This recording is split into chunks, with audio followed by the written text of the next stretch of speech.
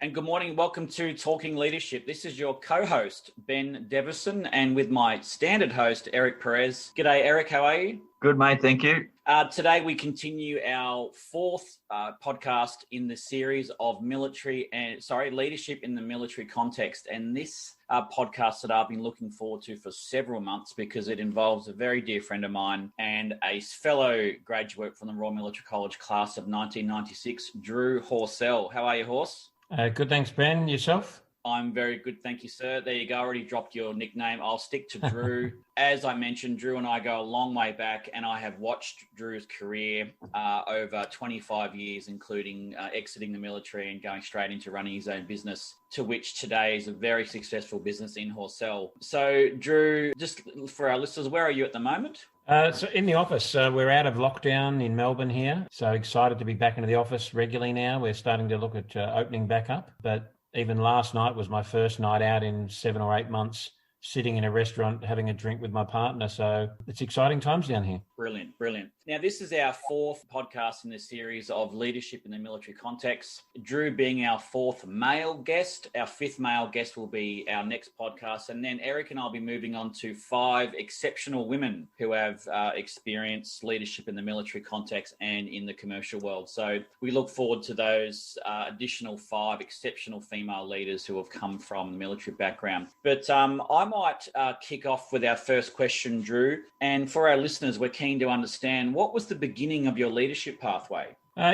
Good question. I actually had a bit of a think about this. When did it all start? And I was thinking back in my early days of sport and, team environments, those sort of things. But I must say, I started as a Cub Scout when I was 8, and I was really attracted by the idea of peer leadership and progression from that new Cub. And then you move up the line. I can't remember if it was left to right, but you move up the line as you become the more experienced Cub and you get more badges and more merit awards and the like. You then make the seconder, which is the second in command effectively. And then as you move further and further to the right, you then become the sixer, which was the leader of a small team. And for me, I think that was it taught me there was clear progression based on reward, or if you set the example and make the effort, you then ended up with reward and responsibility. And then from Cub, I had a few years outside of that environment before taking up Army cadets when I was about 16 or 17. And again, different, but very similar. A clear progression step based on reward and effort.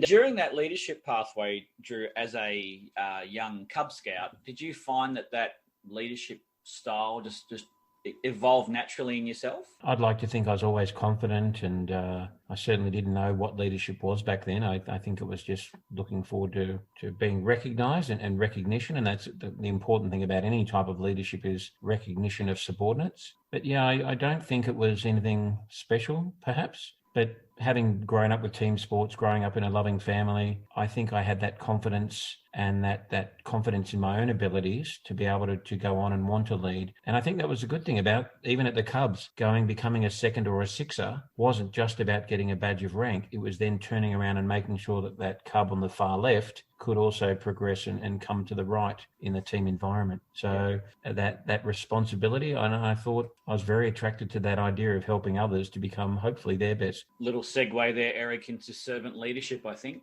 Yeah, definitely. Before I ask my question, Drew, and thank you for opening with that set of responses, what do you believe are the leadership skills that you had to adapt from your time in the military into a civilian context, Drew?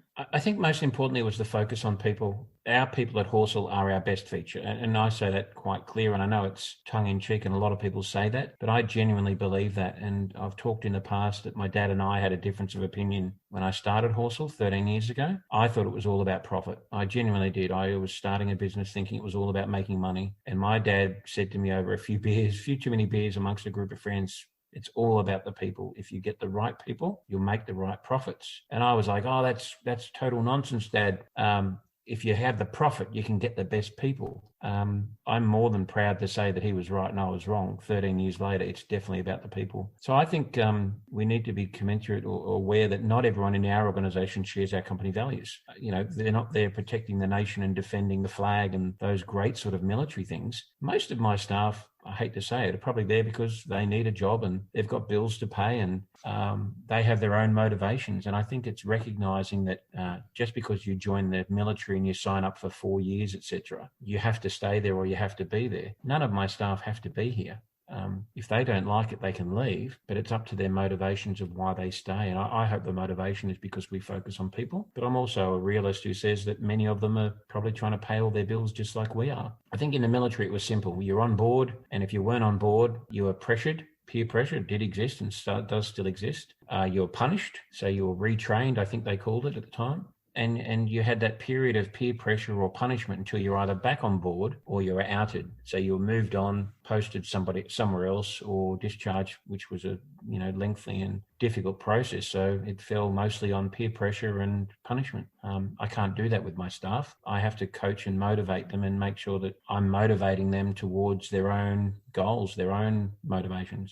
If I can ask you maybe to draw on your experience now, having spent a significant part of your career in both worlds, so the civilian world and the military world, do you see leadership in those two contexts as being significantly different? Are they the same with a couple of key differences, or what are the differences in those worlds in terms of leadership as you experienced it?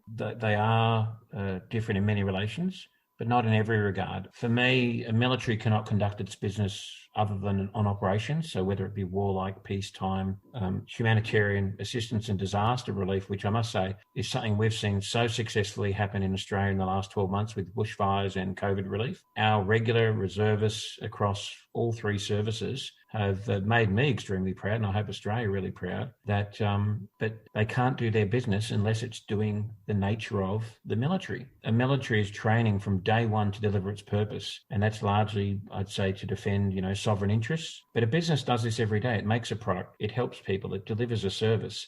So they get to see that result every day that they're in business, or largely. But I often use the analogy of a school teacher, and I use this with my military background, but how I explain it to my civilian friends is that a school teacher, imagine a school teacher who goes to university every day for their entire career, but not once do they get to go in front of a classroom and test if they've been successful as a teacher or not.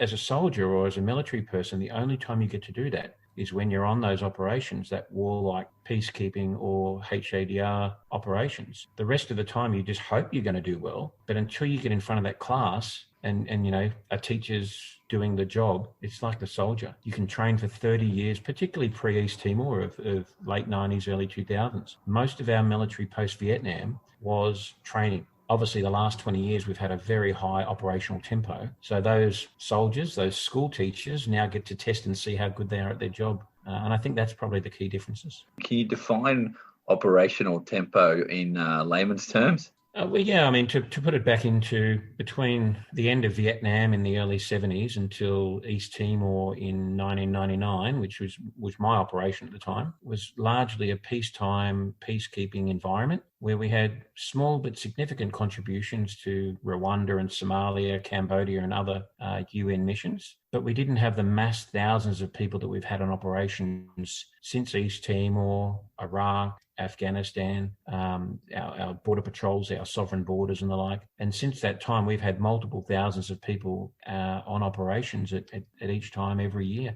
Even the last 12 months, I talked about the humanitarian disaster relief.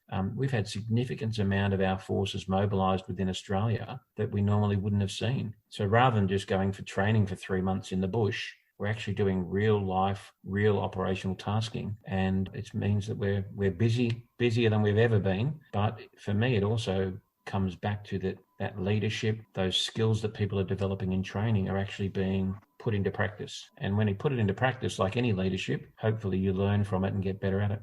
I just have a follow-up, Drew, about the two worlds and the cultures, because I haven't really had a chance to test the following thinking out with the previous guests, and I'm sure they will have had their views on this. So I'll test this question with you. So this will be an inaugural new question maybe for these podcasts going forward is the public mystique around our military forces justified, and is that justification born from the leadership that is inherent in the Australian military? Tough question. I actually spoke about this, believe it or not, on Thursday. So part of my current work team, we were celebrating Veterans Health Week, very important week this at the moment. And I was talking about living in the big shoes filled by Anzacs. And I felt significant pressure in my military career. And I joined, 11 days ago, 30 years and 11 days ago, I joined the military and served almost 28 years in regular and reserve. And I feel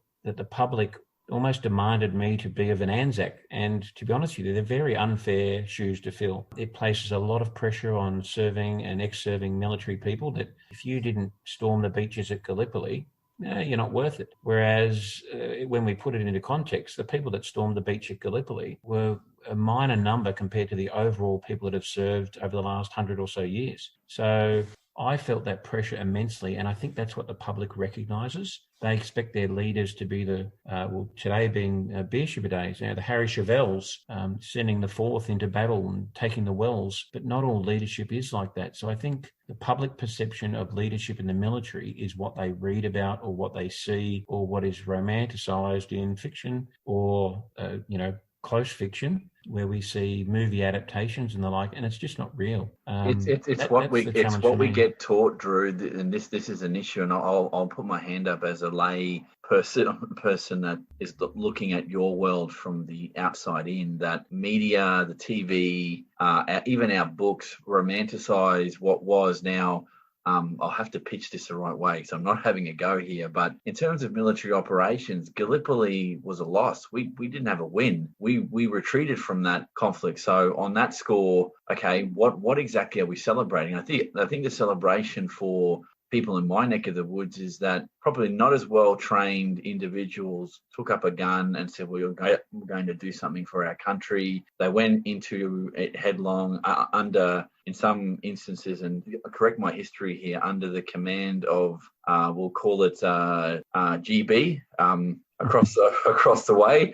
And maybe they weren't the best at applying those human resources to do what they needed to do at that point in time. And then everything that sort of came from that was a romanticized version of what it is to serve in the military. But I would guess people would be dumbfounded by the amount of technical knowledge, the amount of work, the amount of physical fitness required, the mental acuity needed at all levels in the military of the modern Australian force, that it's not fair to make those comparisons, I think, but people like me make them because I don't know. Look, I don't know shit about the world of the military. I only see what I see, and I'm relying on others to tell me that story. And if I've learned anything from doing the podcast and talking to you guys that have had leadership positions, the mystique has now been blown away to this is a hard walk of life, and it develops certain people and it develops leaders. And so I guess the point of going back to the veneration of our military, and there is some scope to argue, and I would be one to argue this, that men and women in the Australian Armed Forces do a job that most mutants like me would never be able to do, could never do, don't have the mental skills or fitness to do, yet we become little armchair generals and talk about that world as if we lived it. And so if you can give us maybe the benefit of the doubt, and for some of us it's because we haven't dug deep enough into that world, and anyone who questions the mythos is sometimes vilified for saying, hey, you're not patriotic if you don't plant your flag and say this is what that should have been like. Well, you didn't live it. None of us were there 100 years ago. We don't know what those conditions were. And at the time, they did a job that was sorely needed to be done. It was the outcome that it was, and then everything that flowed changed some things. But I guess take it from someone who's not in that world that lots of people don't hold you to that standard because you're doing a job that most of us could never do. And it shits me to tears when people criticize what the military does. I'm thinking, well, walk a mile in their shoes, and if you can do better, then I'll listen to the critique. But if you can't, then the hell are you talking about? So sorry, a much needed diversion for someone like me, because talking about this and having these discussions in the context of leadership has other implications. So when you see a leader, don't expect them to live up to a mythological framework of what you think a leader should be, because if that person isn't human, all right, maybe, but if they're a human being, they'll have their own foibles and they'll make mistakes, is what I'm getting, at least from the individuals that I've been talking to.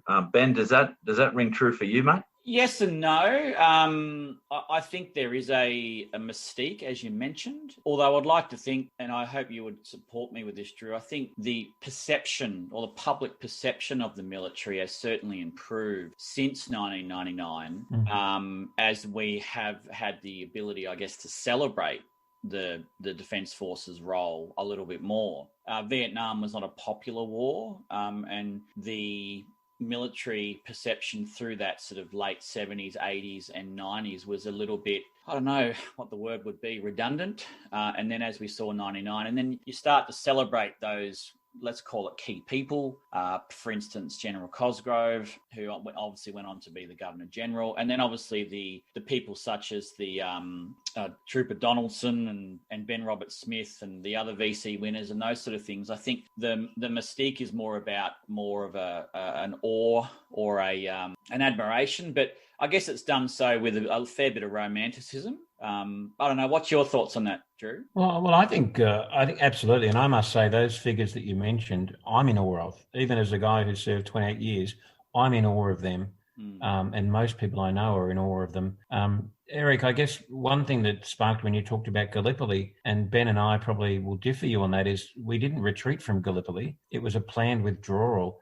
And that makes me probably sound like the military moron, but retreat to me is one of those things that have been instilled in me that you run away from. We didn't run out of Gallipoli. We saw that we weren't winning, and it was a planned and deliberate withdrawal, and we did it successfully. So I guess that's one of those things from Gallipoli that the public don't pick up on. When I was in the military, I'd probably chastise them about it, but now I'm like, they're only what they've read or what they've learned. We shouldn't be upset that they think it's a retreat. And to be honest with you, unless you go to the thesaurus, people probably think it's the same thing anyway. So I think where we come to that drama and romanticism of, was Gallipoli our major defeat? It probably was. But the fact that we were able to withdraw successfully and then turn those troops into other areas of the campaign, like the Western Front, I think that was quite a bit of a success that we don't celebrate. And I stand humbly corrected. I'm as a patriotic supporter of the military as the next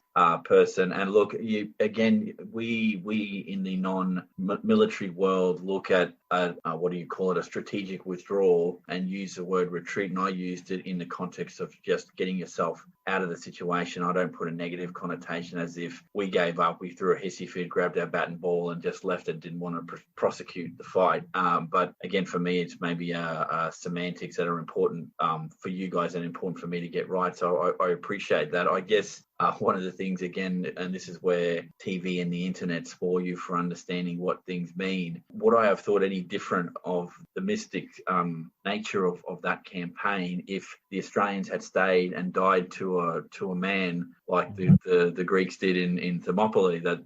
That's the only thing that's going to make you heroic, is if you stay there and against all good rational thinking, instead of saving yourself for the fight for another time, you stay there and either get captured or die, and that's the only option. That's the stuff that gets trained into you as being heroic, and it's not the case at all. And in terms of military history, Australia's done a lot more than just that one engagement, if you like to call it that. We've been involved in lots of theatres of conflict and in peacekeeping, and there's a bigger context to this. And that's why one of the motivations to do this particular podcast was to find out, again, leadership runs rampant through both those worlds, and being able to tease out the differences and the similarities is kind of important, because a lot of you ex-military people come out into my world and you do exceptionally well, and it gives me the shits. Well, hang on, this is my world. I should be doing exceptionally well, and you guys come out of what seems to me to be a very rigid world, but when you dive into it, it's quite an adaptive, progressive environment that people in those leadership roles in the military are held to a account in a very different way than leaders are in the civilian world. In the civilian world, you're not constantly tested to see if you're progressing in your development as a leader, not in every context. In the civilian world, you're not getting feedback from all of the stakeholders that you deal with, particularly your employees. I doubt that there's many leaders in the civilian world that would welcome 360 feedback from their employees, because they're not going to want to hear what they might have to say about their style and their motivations as a leader. Your thoughts on that, Drew? So I think you hit upon the one key thing. For me, the biggest difference between the two is largely the appetite for risk. Military leadership has a high risk appetite. There's no doubt about it. Leaders at all levels of the organisation, from day one, your first day at Kapuka or officer training or any other sort of enlistment process, you are trained to make decisions on life and death. And I know that sounds dramatic, but you are trained to make decisions on life and death, whether it be yours, your team's, your enemies, and the population around you at the time. And a military trains progressively and sequentially to do the most likely scenario. So we train on the most likely scenario, but we also train for alternate scenarios, what ifs. And I think that gives a military leader the gut feel. And the gut feel becomes a key part of military leadership and decisiveness. And I'm actually doing my company director's course at the moment, and we've been talking about gut feel. And as a company director, and I'm a company director, I can't employ gut feel to run my company, because governance, and Ben with Lawganised and his work with lawyers and the like understands that I can't make executive decisions on gut feel, because when I'm fronting like Crown has been doing lately, or Rio Tinto and all these other cases we're hearing in the media, the gut feel is not a good excuse. Whereas in the military, you have to rely on gut feel. And military leaders, good military leaders, will always have a plan A, plan B, and a plan C. And that's no different to civilian life. But I think the difference with the military is we'll also have a B1, a B2, and a B3, a C1, a C2, and a C3. And there's slight tangent differences on my plan, so that when I am charging the wells at Beersheba or withdrawing from Gallipoli, if something changes in my plan, and we all joke and say that the plan changes at the first shot ringing out, I automatically know that I can go from plan A to plan B, and then mid-plan B, I can go to plan B2. And that's how a commander in the military is trained to think. Before we organised this particular podcast, that you're self-employed at the moment, you run your own business, yes? Yep. Okay, so here's a curly one for you, and Ben, my illustrious co-host here, has talked about going rogue, so here's one that'll maybe flip the conversation on its head a little bit. Do you reckon that out of the Australian military, we get more people inclined to be entrepreneurs than straight-out leaders in organisations because of that increased appetite for risk coming from a military context? What's your view on that, mate? I'd say it's probably equal, or actually, no, I wouldn't say it's equal. I'd probably say they rule each other out. Yes, the appetite for risk and the initiative and all those other great military qualities would certainly lead to entrepreneurial. But if you think about the military, it's effectively instinctive discipline to follow and do as you're told.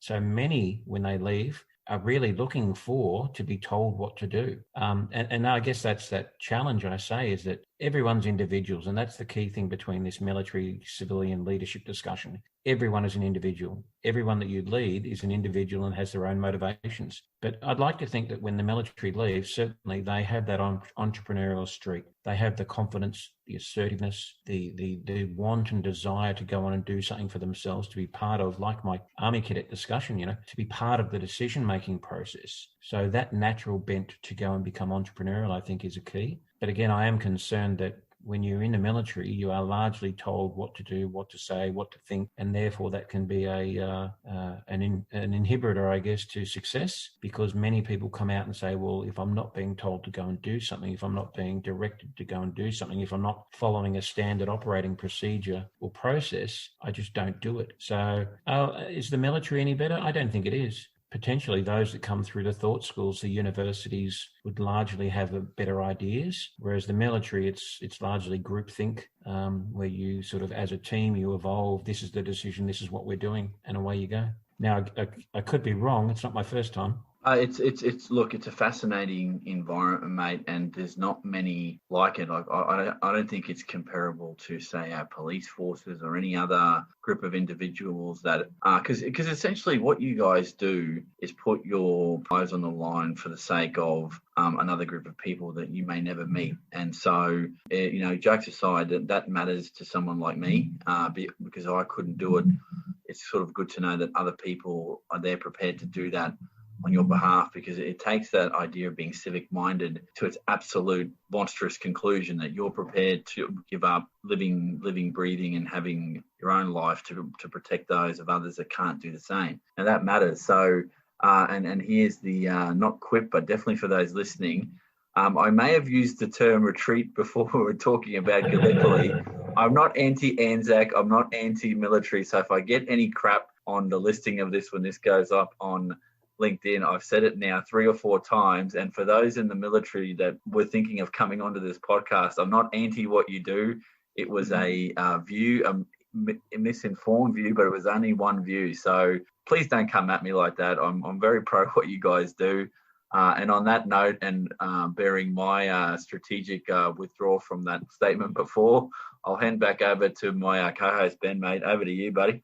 It's all good, Eric, because as I was watching Drew, and I was proud of his response, because what we're trained is, as Australians, we never retreat from anything, but we sometimes have to pull back, strategically withdraw, and then regroup for another day. But it's an interesting point, because in the commercial civilian world, you will learn a lot of failure, but it's not failure. It's purely a learning experience. And you look at some extremely successful business people, and you see the evolution of various companies, even the likes of Steve Jobs and some, amazing leaders of enormous companies around the world. They've had several failures in their life. So they had their own strategic withdrawal, learnt from the experience, and then go forward from there. And I'm sure even in my business, I've had some absolute clangers. All I've done is learnt from it. And, Drew, one thing I'm remarkably impressed about your experience is that,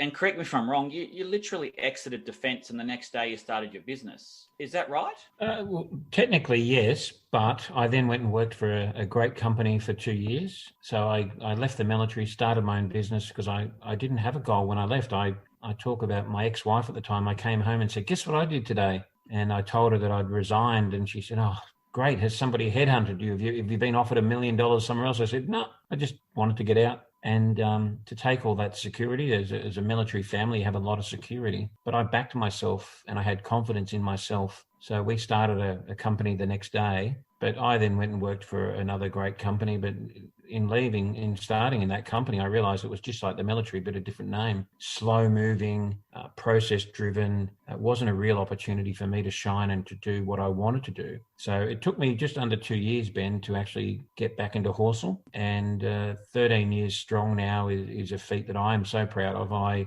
talk about, I think half of companies don't make it through 2 years and a further half don't make it beyond 5. But how we've gotten here, I don't think there's a key or a success to it. If anything, I think it's just I wanted to make decisions for myself and my family, and that's been important. But you're on your own path now, and I'm very proud of you seeing what you're doing, Ben, with Lawganised. So it's good.